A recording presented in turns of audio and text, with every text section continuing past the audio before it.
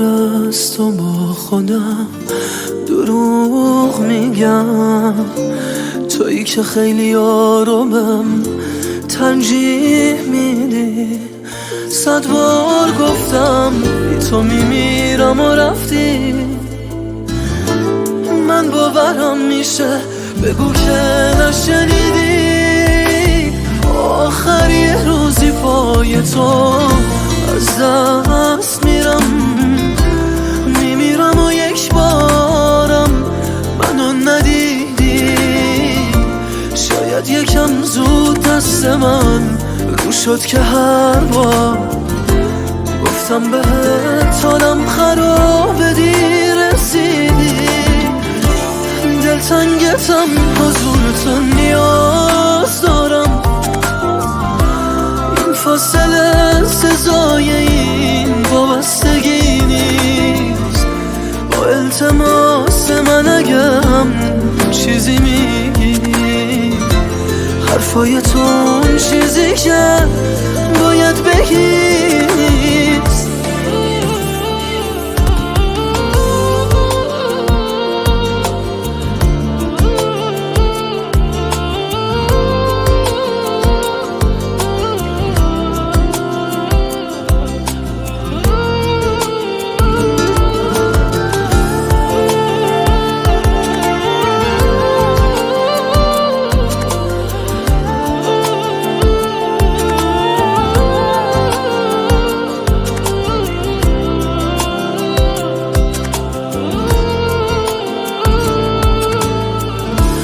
جز خنده هایی که ازم دریغ کردی، این زندگی هیچ چیز جذابی نداره.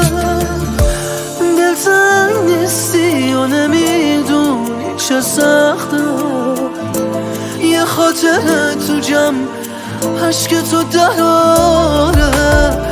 آخر یه روزی پای تو از دست میرم، میمیرم و یک بارم منو ندیدی.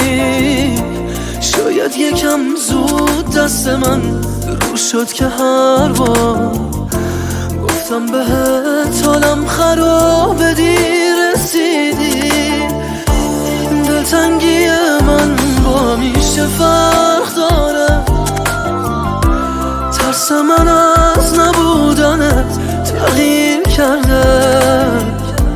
با اینکه یکم میگذره که نیستی، اما از شب جای خالیت میگه دیر کرده.